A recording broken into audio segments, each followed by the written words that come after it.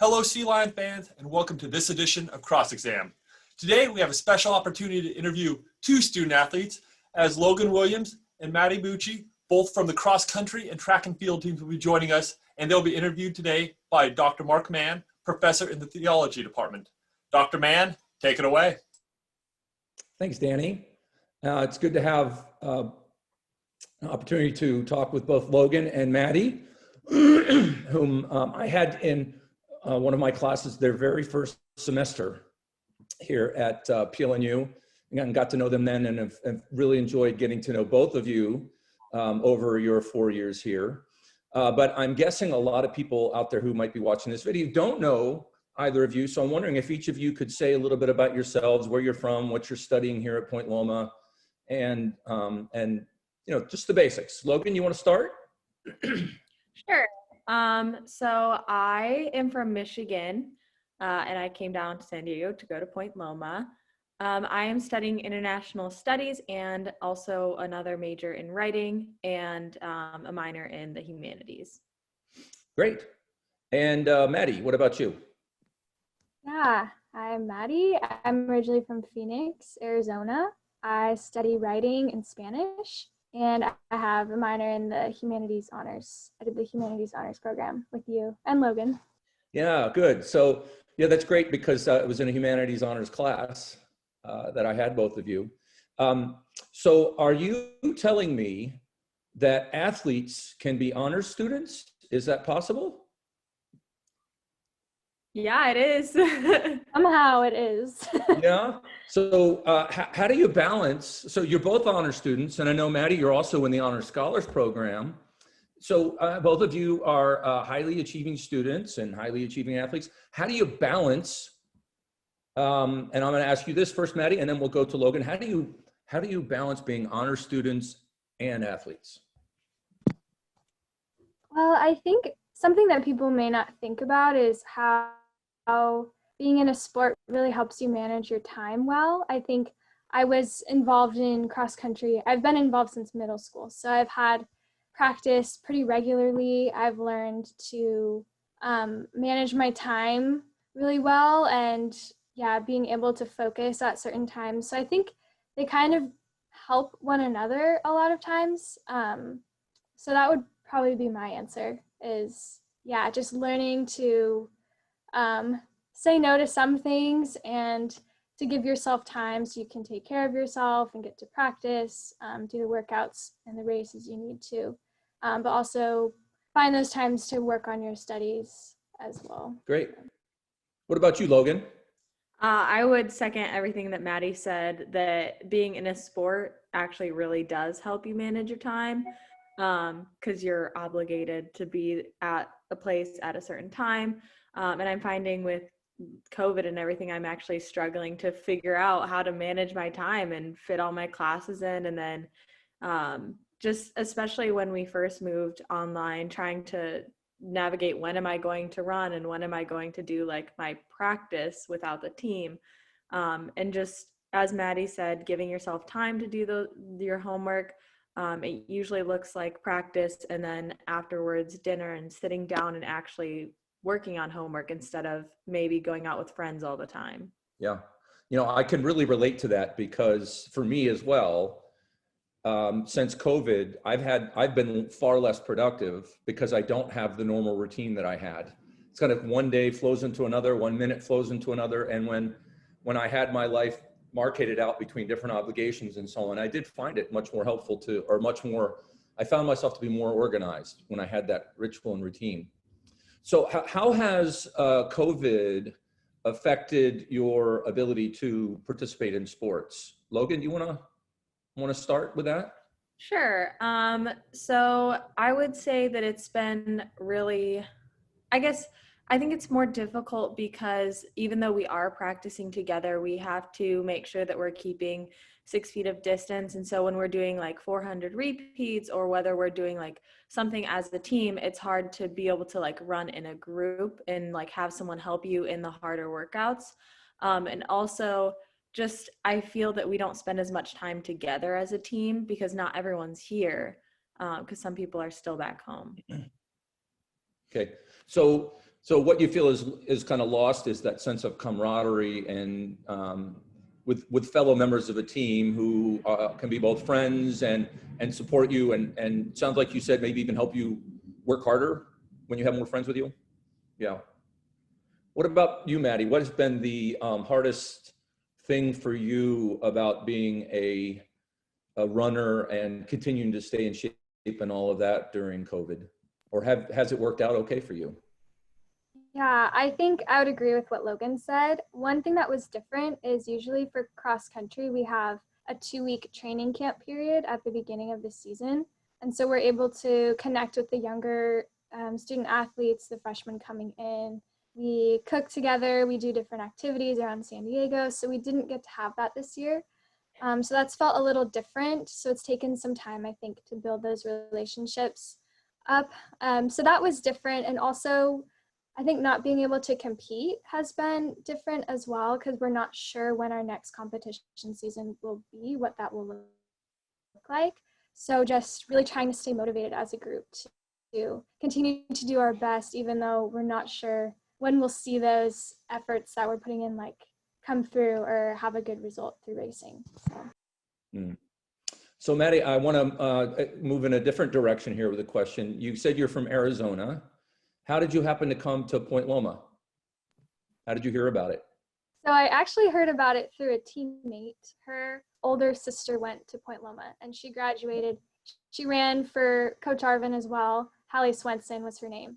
So she graduated the year before I came. So I heard about the school through her, and her mom really encouraged me to check out Point Loma. So I did, and I really liked it. So was it your first choice right away? It was not, but it was always in the back of my mind, and it was the first place that my teammate encouraged me to look at. She thought I would be a really good fit there. So I was a little hesitant at first because I wanted to open my options, but I ended up narrowing in on Point Loma. You ended up what? I ended up narrowing in on Point Loma and deciding that. Narrowing in on Point Loma. Yeah. It sounded to me for a second like you said, I ended up marrying Point Loma, and I went, huh? No, So, definitely not. well, not making a commitment to a school. It's, you know, it's like a marriage, I suppose. So have you felt like then you've been a good fit? Yeah, I think so. I've always felt really supported here through the professors, the faculty, the team. I love the team so much. They're really great. The coaches are just really, they want to see you do your best, and they'll really help you through everything. So I would say, yeah, it's been a really good experience. That's great. Now, Logan, you're from Michigan. Where in Michigan are you from? I'm from Grand Rapids. It's, if Grand you have, Rapids. like over here. Yeah. And yeah, thank you for showing us the hand. I love that. That's a Michigan thing, isn't it? Yep. To tell you where you are. How did you hear about Point Loma, and what ended up bringing you all the way down to San Diego? So I'll give the short version because the long version's a little bit difficult. But I had gone and looked at Pepperdine, and I was really interested in them. And I flew out here and met with the coach. And I originally was, I lived in San Diego when I was like a newborn baby. And so my mom was like, let's go to San Diego and check out, you know, where you used to live. And when we were doing that, we were looking for a bathing suit. And this guy was like, you should check out Point Loma. And I had never heard of Point Loma.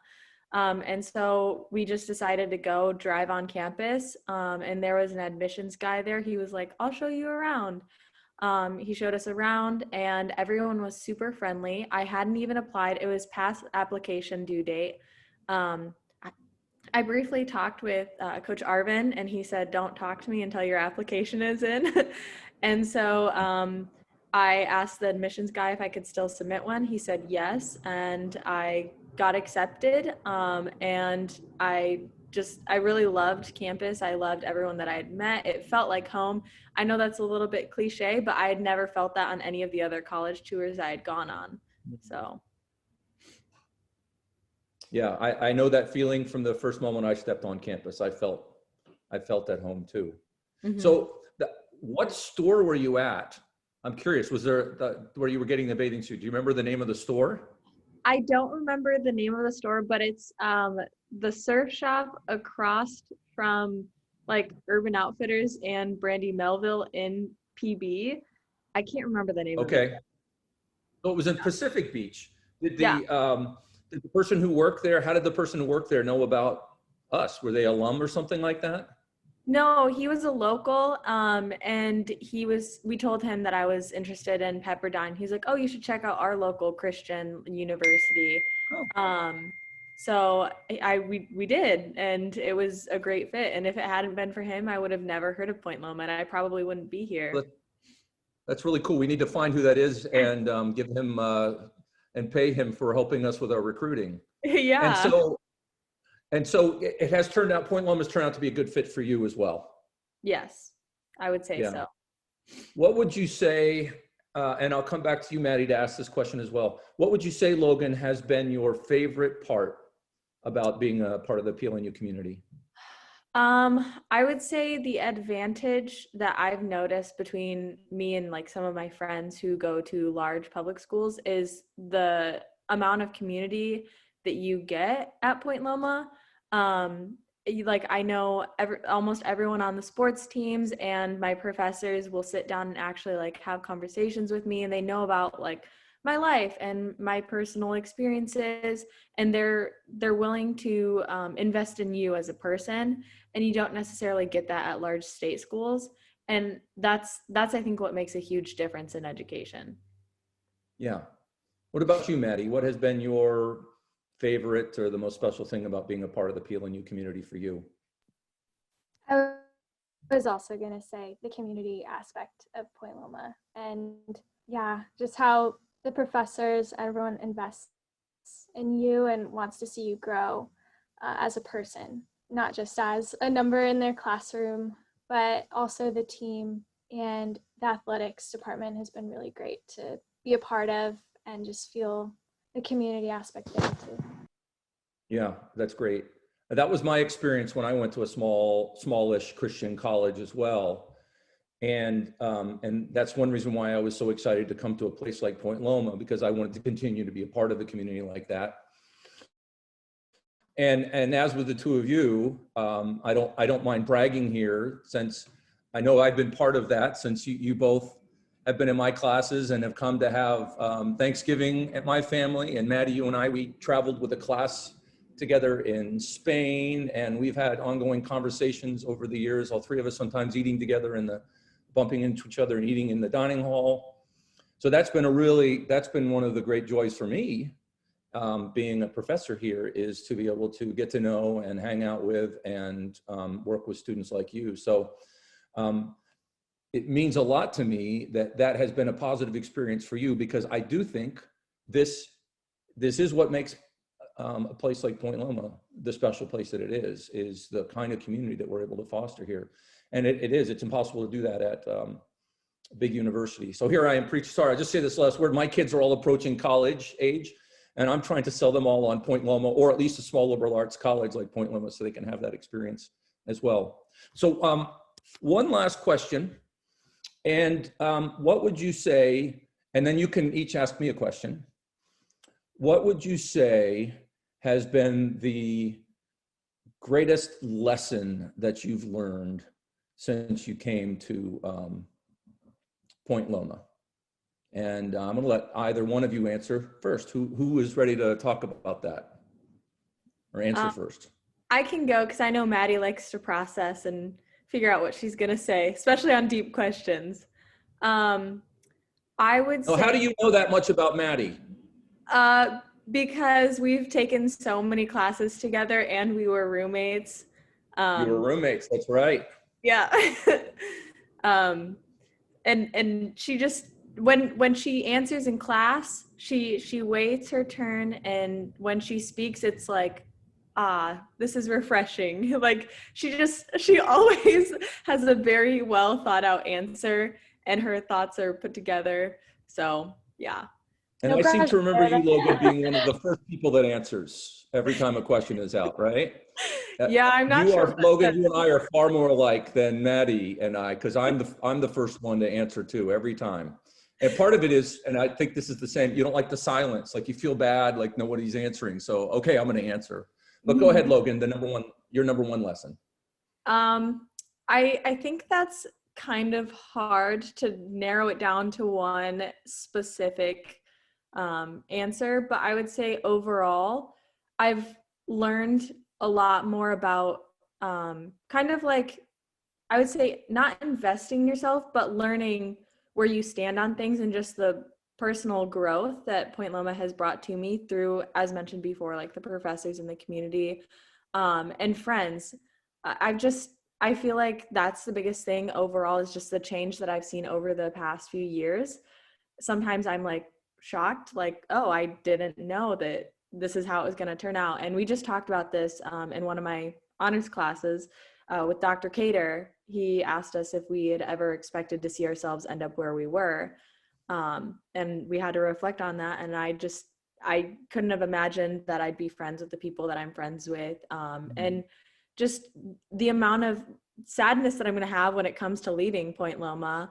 But I know that these relationships are lifelong and that they've invested in me just as much as I've invested in them. Yeah. That's great. That's great. So not one lesson per se, but just the whole experience of feeling like you're maturing and growing and becoming an adult and all that kind of stuff has been, yeah. And I can see that. I can see that. It's been exciting to see both of you grow and transform and blossom since your first semester here. And Maddie, what about you? What has been the biggest lesson that you've learned here at PLNU? Mine is probably twofold as well, but one would be just finding peace with where I'm at and rest there.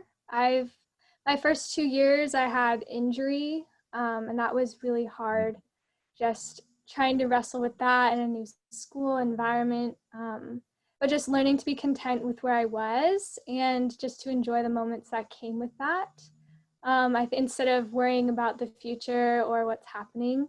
So there's been that, and then also just giving space for community in my life, because a lot of times, especially when that would happen, I'd close off a lot. But I think I've learned here that people are really willing to help you and want to listen. So I've been opening myself up to that as well. That's great. Okay, do you have any questions for me? Oh, I've got tons of questions. Okay. Um, Well, maybe some of them- just one. If you come over for Easter again, then you can ask the rest. all right. Or come to my office hours. But go ahead.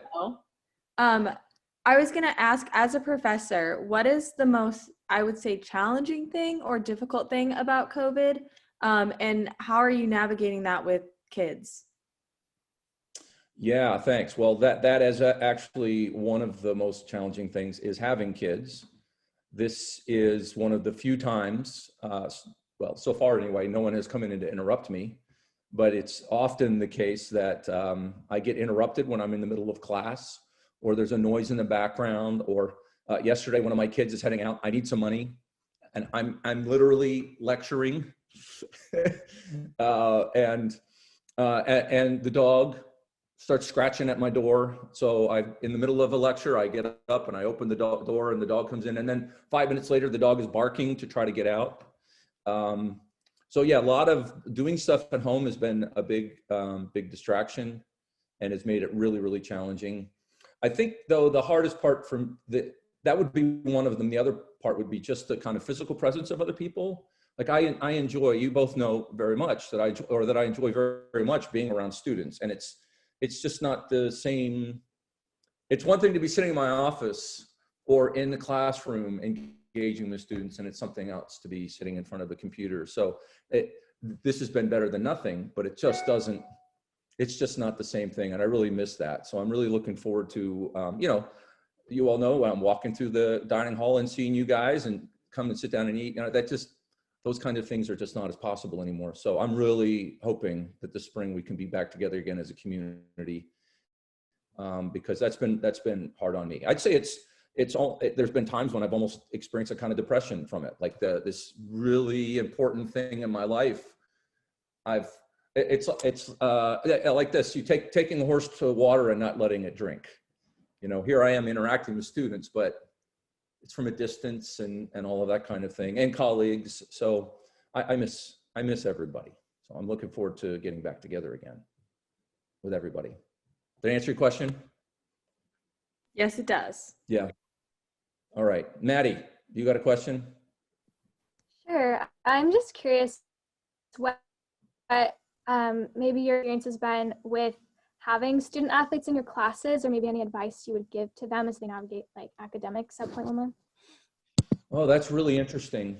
Yeah, and I was a student athlete as well in college, and a lot that you both shared about, I found to be the case too, that sports served as an important part of my routine and discipline and that kind of thing. Yeah, I don't know if there's one, that's one I'd probably have to pull a Madi Bucci on and think about for a while to come up with a really thoughtful answer. But I will say that I think, yeah, I don't know. Maybe it's just this, that as important as athletics was in my life for so many years, that the other aspects of college are more important. So the lesson that I learned in a way was that I could be fully on board with being a committed, hardworking athlete, but I also needed to remember that the athletics was, while an important part of my life, was not the central part of my life while I was in college. That the relationships with people and with God and the academic aspects were what was really, I think, the or needed to be the priority, and were the priority. But that said, I've been really excited, and I hope that you all can have the hope for this as too, that athletics will continue to be a part of your life. I still play basketball today, and that's a real joy for me. And so I'm hoping that that not only will you two, when you leave here, continue to be able to run, as I'm sure you will, but also continue to be able to run with other people, so that it's a part of your ongoing community life as you go back or go out into the post Point Loma bubble life. So, all right. I think that's about it. But if there's one more like question you're just dying to ask, I'll be willing to answer one more. I have one more. Okay, Logan went on immediately. That doesn't surprise me. Go ahead, Logan, last question. If you had to recommend one book for a student to read, just doesn't have to be theology related, but it can be, what would it be? Wow. One book. Oh boy. Okay, so I'm gonna pull one. It's not even, what's that? You can't say the Bible. Yeah, I can't say the Bible. Yeah. Yeah, probably there's an author, a Christian author named Henry Nouwen. And I think you may have read a book by him when you were in my class, because I have students in a lot of my classes read this book. It's called In the Name of Jesus, Reflections on Christian Leadership. And it's just a short little book, a collection of sermons that Henry Nouwen, who's in many ways one of the, he and C.S. Lewis would be kind of the most popular, important Christian writers of the 20th century. And Nouwen, his understanding of Christ and what it means to be a follower of Christ is, I think, radically different than what we get in a lot of places in the church. And it really had a profound impact on me when I encountered the book in college. And so, yeah, if there's one book I would like everybody to read, it's In the Name of Jesus, Reflections on Christian Leadership by Henry Nouwen. Other than that, any of the Harry Potter books.